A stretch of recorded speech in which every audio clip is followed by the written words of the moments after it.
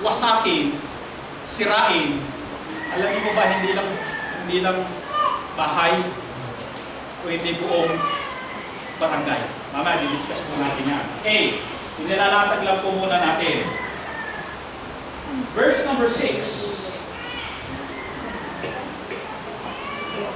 And the tongue, discuss na, is a fire, a world of iniquity.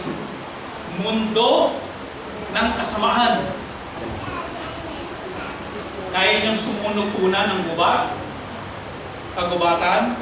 Ngayon naman, mundo ng kasamaan.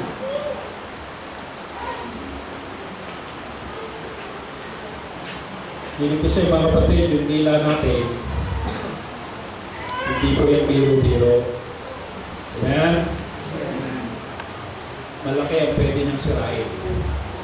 When we say world of iniquity, ito ay mundo ng kasamaan.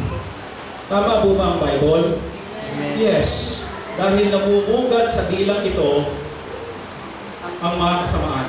At iisa-isayin po natin yung namumugad dito na kasamaan. Handa na po ba? Amen. Una, pagsisinungaling. Diyan nakatira sa tima ang pagsisinungaling. Paninirang puri sa dinaya nakatira. Okay. False witness. Yung ikay magwi-witness ng balik ng hindi totoo. Blasphemy. Yung pangumusok sa Diyos. Na Lord, bakit nangyari sa akin ito? Yung pangungustyon sa Diyos, and that is blasphemy. Mapanlin lang na salita. Kapag kinukwentuhan ka, parang hindi niya ginawa. Pero ang totoo, ginawa niya. Pag nagkwento, parang hindi niya ginawa yung kasalanan. Pero ang totoo, ginawa niya. Mapanlin lang na salita. Unkind words, yung bang hindi mabuting salita. Bad words, pagmumura. Ano po? Alam nyo, bilang Kristiyano, nawa makita na sa atin at huwag nang marinig sa atin na tayo nagmumura. Tama po ba yun? So, kahit anong galit natin, nawa, hindi na marinig sa atin yung pagmura, yung PI, etc. Ano po? Okay. Kahit English yan, kahit susilin nyo, mura pa rin yan. Ano po? Okay. Magaspang na salita, mapait at mapakla. Ano? Okay. Mapanlait na salita. Yung bang, alam mo naman kung sino yan. Negro naman. Alam mo kung sino. Pakit-pakit naman. Sarap naman ang ilon. Diba? Mapanlait na salita. Diba? Saan galing po yan? Saan namumugad yan? Sa dila natin. Ano pa po? Yung bang pagkukwentuhan ninyo sa loob ng inyong trabaho, ay alam mo Brad, yung kasama natin dito sa trabaho, kapapasok pa lang, amoy uwian na.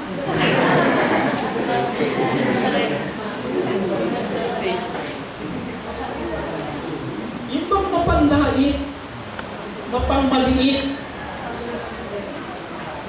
na ito okay ito hindi. Di ba? Mapanlait, mapangmusga na salita. Yung bang hindi pala ang buong istorya, nagsasalita na. Okay. Pag po nakita niya si Pastor, mga kapatid, listen carefully. Pag nakita niya si Pastor nakaganon, kanya-kanyang judgment yan. Kanya-kanyang interpretasyon yan. Sabihin si Pastor galing. Ay, si Pastor nakasimamot. Ay, si Pastor may dinadamdam. Si Pastor siguro walang pera. Hindi binigyan ng akad. Si Pastor siguro mas maloob. Alam niyo, church, kapag hindi pa natin alam ang buong pangyayari, huwag tayo kagad magsalita.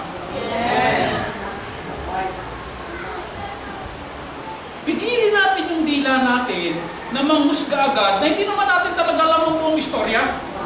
Kuminsan mapapahiya tayo dyan.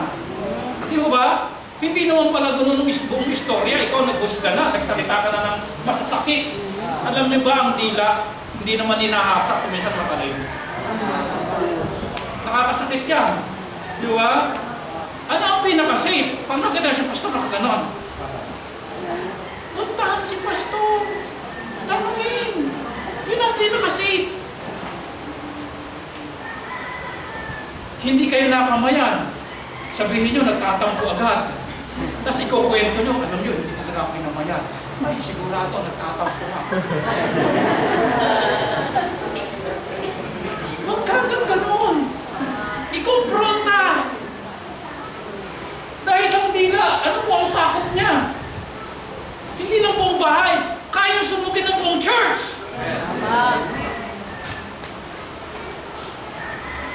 Mapanghusga. Ano ba sila? Judgmental. Bakit yung sabing mental? Nababasa ba niya yung mental ng tao? Hindi. Kasi ano po, ipinuga. Amen, church? At ito po mga kapatid, kasi sabi ng Bible, from the abundance of the heart, the mouth speaketh. To make safe mga kapatid, kung masama loob mo, magpatawad. Amen? Para hindi bumuga ang bibig.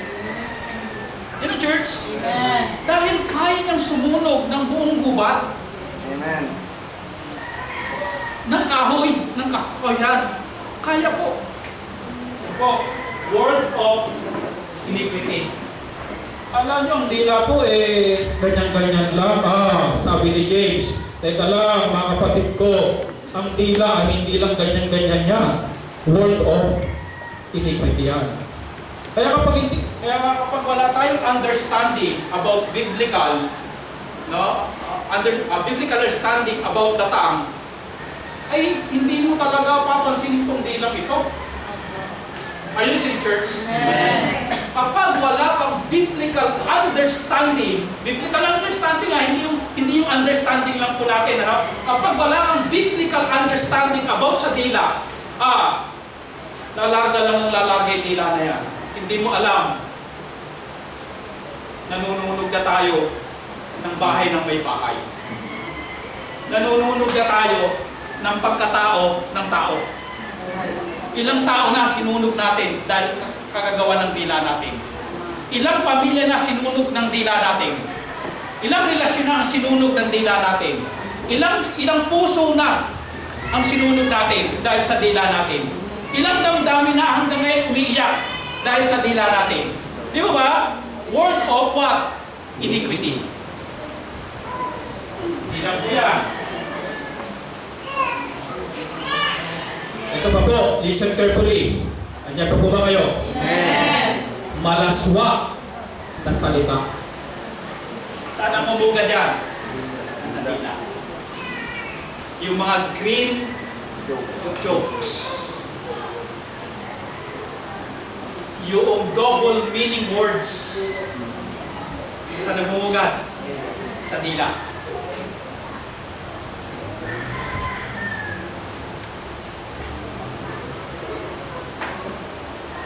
Pagyayabang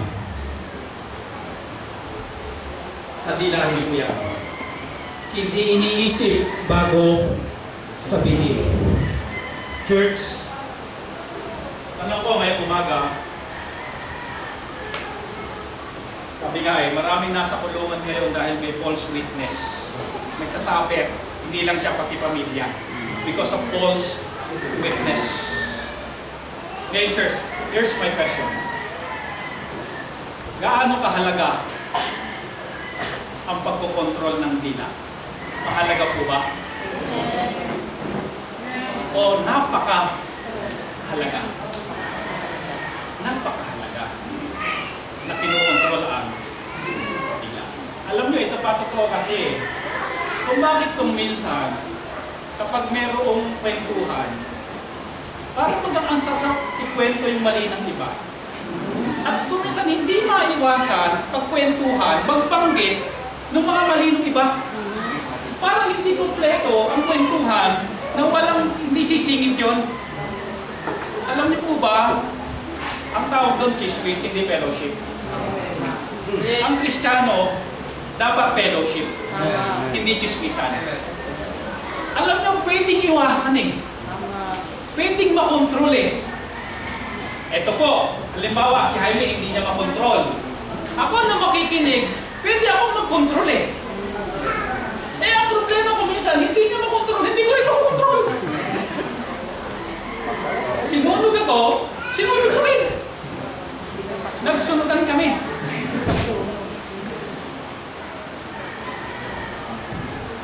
Mundo ng kasamaan. So, is the pact among our members that defileth the whole body. Buong pagkatao mo apektado.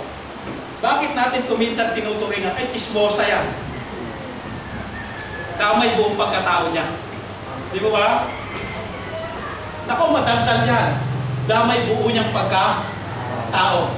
Bakit siya na-identify na chismosa? Because of her, what? Apektado ang buong pagkatao. Pero pag sabihin, ay si Julo, napakatahimik niya. Wow. Joke lang na. And set it on fire the force of nature. When we say force, will, or gulong, ito'y nagiging gulong ng kalikasan. Yun daw bilang ito na punong-puno ng kasamaan, gumugulong yan. Umiikot yan. Kaya mapapansin nyo kuminsan mga kapatid, pira, sa'yo ko lang naman ikinuwento ah. Eh bakit mo ang barangay ngayon? Alam na. Umiikot yan.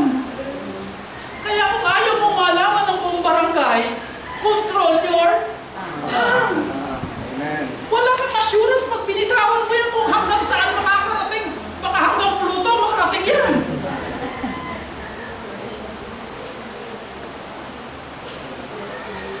Ito pa kuminsan, ito yung statement, may dalo yan, pasahan. Ito ipapasa mo, Brother Lester, papunta sa likod ha. Kinain ni Lester ang bayabas habang nagsusuot ng medyas. Kinain ni Lester ang pagdating sa dulo. Kinain ni Lester ang medyas habang nagsusuot ng bayabas. Ganun na. Pero kung walang binitawan na ganong statement, walang makakarating na ganon.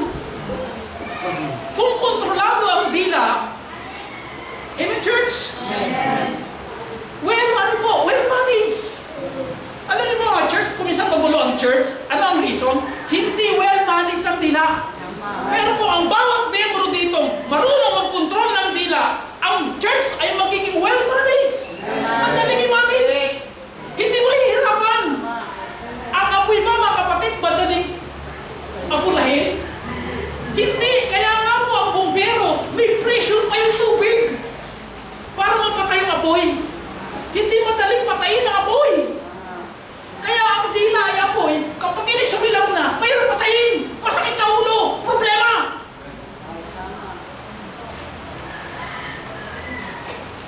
Nakakayo po mga church? Amen. Ang hirap pumatay ng apoy. Naranasan na po ba yan?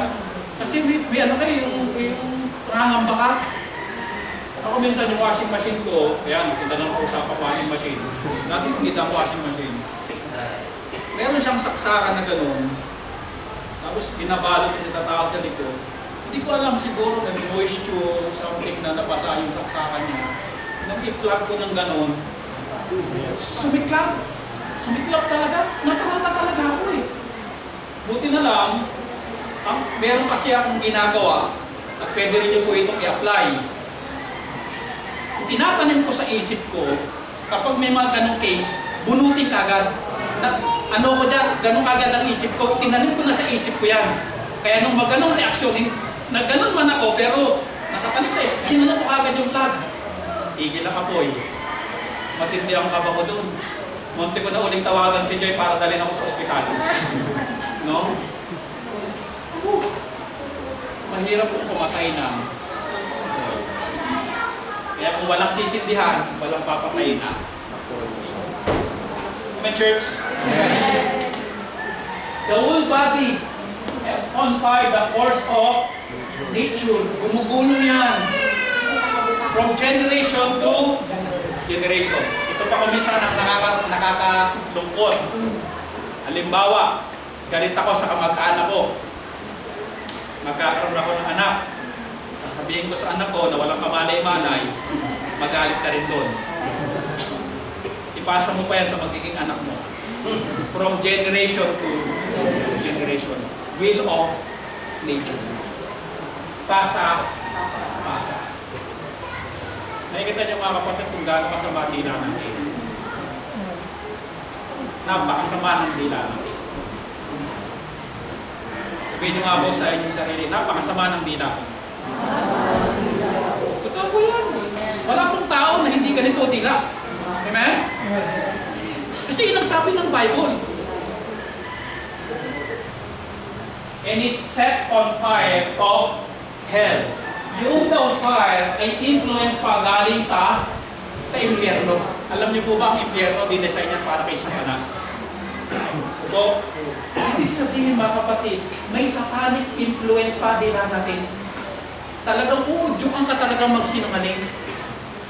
O sino nakabasag ng plato? Ay hindi po ako nanay, yung pusa po. Pero siya, bata pa lang marunong magsinungaling. Satanic ano po? Influence because Satan is the father of all what? Lies. Siya yung tatay ng mga kasinungalingan. Hindi lang ito world of iniquity, hindi lang ito mundo ng kasamaan, kung hindi may satanic ano pa, influence sa ating dila. You see, church, ganyan po ang nature ng dila natin. Dapat maunawaan natin, maintindihan natin kung ano meron dito. Ngayon, church, ito yung tanong. Kaya ba talagang kontrolin ang dila?